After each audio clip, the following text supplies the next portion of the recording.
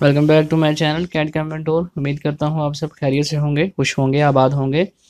Friends, पिछले lesson के अंदर हमने पावर मिल के अंदर फीचर्स मशीनिंग के बारे में स्टडी किया था कि हमने 2D स्केच के ज़रिए फ़ीचर क्रिएट किया और उस फीचर के ऊपर हमने जो है वो फ़ीचर मशीनिंग करवाई। ये टूल पाथ था जो हमने बनाया था। मैं इसको ड्रा कर देता हूँ। तो ये टूल पाथ रफिंग का था। तो आज के इस ट्यूटोरियल के अंदर हमने जो है वो फिनिशिंग का टूल पाथ बनाना है, लेकिन फिनिशिंग का बनाएंगे वो भी फीचर मशीनिंग के थ्रू। फीचर मशीनिंग के थ्रू रफिंग तो हमने पिछले लेसन के अंदर सीख ली, लेकिन फीचर मशीनिंग के थ्रू हम फिनिशिंग कैसे करवा सकते हैं, ये आज के लेसन के अंदर हम सीखने जा रहे हैं। तो बहुत आसान है। सबसे पहले हमें एक टूल पाथ क्रिएट करना है और फीचर मशीनिंग के अंदर आकर यहाँ पर हमारे पास फीचर फिनिशिंग की जो कमांड है इसको हम चूज़ करेंगे। ओके करेंगे। अच्छा, याद रहे कि पिछले लेसन के अंदर मैंने इसकी वॉल्स के ऊपर 1 mm की थिकनेस छोड़ी थी और इसके फेस के ऊपर भी 1 mm थिकनेस छोड़ी थी, जिसको मैंने फिनिशिंग के अंदर क्लियर करना था। तो ये हमारे पास फीचर फिनिशिंग का फॉर्म ओपन हो चुका है। इसके अंदर हमने फीचर 1 जो है वो उसको सिलेक्ट किया है। फीचर 1 मैंने कैसे क्रिएट किया है ये मैंने आप मेरे प्रीवियस लेक्चर के अंदर जाकर देख सकते हैं। वर्क प्लेन ब्लॉक ब्लॉक को भी मैंने कैलकुलेट करवाया था जो हमारा फीचर था उसके लिहाज से। मशीन टूल लिमिट, यहाँ पर हम सेंटर की ऑप्शन को चूज़ करते हैं। अब फीचर फिनिशिंग के अंदर आप देखिए फिनिश, और यहाँ पर उसके ड्रॉप डाउन मेन्यू के अंदर वॉल्स एंड फ्लैट्स, यानी ये स्टाइल है इसके चलने का। अगर हम सिर्फ यहाँ से वॉल्स सेलेक्ट करेंगे तो ये सिर्फ और सिर्फ हमारा जो एरिया है वॉल्स वाला, यानी हमारे पास वॉल्स वाला एरिया ये है, तो ये इसके ऊपर चलेगा। और अगर हम सिर्फ फ्लैट्स चेक करते हैं तो ये सिर्फ और सिर्फ हमारे पास जो फ्लैट एरिया है इसके ऊपर रन करेगा। और अगर हम दोनों सेलेक्ट कर लेते हैं तो ये दीवार वॉल्स के ऊपर भी चलेगा और इसके साथ साथ फ्लैट एरिया के ऊपर भी चलेगा। तो बहरहाल मैंने वॉल्स और फ्लैट इन दोनों को मैंने सेलेक्ट किया। ऑफसेट हाल की ऑप्शन को मैंने सेलेक्ट किया। आप इनमें से कुछ भी सिलेक्ट कर सकते हैं, ऑफसेट मॉडल और इसके अलावा रास्टर, यानी ये चलने का स्टाइल है इसका। अब मैंने आपको बताया है कि जब हम फिनिशिंग करते हैं तो तब हमेशा क्लाइंब और क्लाइंब सेलेक्ट करते हैं। टॉलरेंस फिनिशिंग के अंदर हम 0.05 रख देते हैं, थोड़ा बढ़ा देते हैं इसको। थिकनेस जो है वो जो फ्लैट एरिया है इसके ऊपर भी ज़ीरो और वॉल्स के ऊपर भी ज़ीरो और फ्लैट एरिया के ऊपर भी ज़ीरो मैंने छोड़ दी है। ऑफसेट के अंदर आएंगे।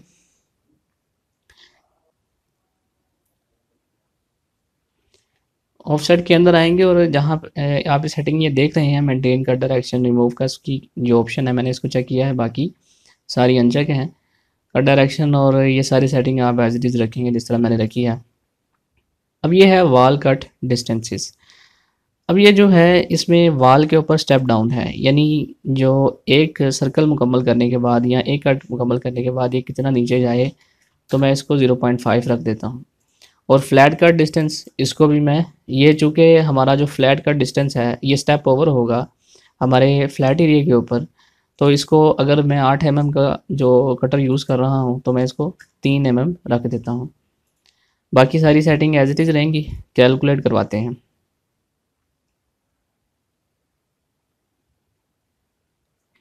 तो ये देखिए कि पिछले ट्यूटोरियल के अंदर हमने रफिंग करवाई थी और इस ट्यूटोरियल के अंदर हमने फिनिशिंग का टूल पाथ जो है वो क्रिएट किया है। तो ये पिछला जो हमारा, ये हमारे पास ये हमारे रफिंग का हमने बनाया था tool path. Simulate from start में कर देता हूँ, इसको स्पीड बढ़ा देते हैं, व्यू मिल ऑन, और इसको चला कर देखते हैं।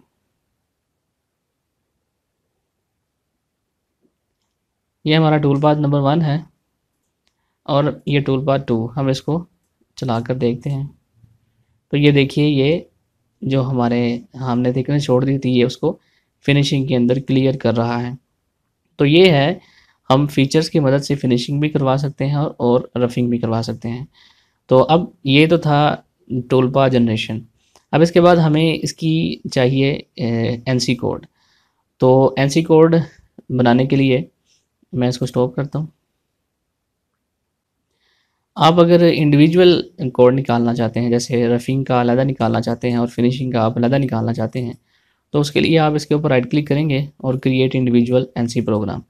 तो ऐसा करने से एनसी प्रोग्राम्स के अंदर आपका टूल पाथ जो है वो आ जाएगा। अब यहाँ से हम जाएंगे सेटिंग्स के अंदर और मशीन ऑप्शन फाइल में जाकर हमने ऑप्शन फाइल यानी ओपीटी फाइल सेलेक्ट करनी है, जिसके थ्रू जो है वो एनसी प्रोग्राम हमारा बनता है। ब्राउज़ के अंदर जाएंगे और फिर ब्राउज़ के अंदर जाएंगे। इसके बाद हम जाएंगे सी के अंदर, यूज़र्स के अंदर, पब्लिक डॉक्यूमेंट्स, और यहाँ पर हम जाएंगे ऑटोडेस्क और मैन्युफैक्चरिंग पोस्ट प्रोसेसर यूटिलिटी, इसको ओपन करेंगे जेनेरिक, और यहाँ से आपका जो भी मशीन कंट्रोलर है आप उसको सिलेक्ट करेंगे। मैं फ़िलहाल फ़नू को सिलेक्ट करके ओपन करता हूँ, एक्सेप्ट कर लेता हूँ। इसके बाद इसकी जो है वो आउटपुट फाइल है, मैं इसको फ़िलहाल डेस्कटॉप के ऊपर 02 के नाम से सेव करता हूँ और उसके बाद हम इसको राइट करेंगे।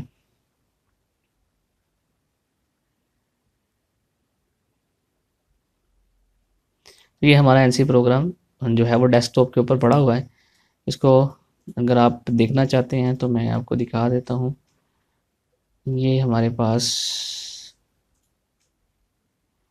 आई थिंक मैंने जो इसकी लोकेशन है वो कहीं और रख दिया। बहरहाल आप इसको लोकेशन को चेंज करके तो आप इसको यहाँ पर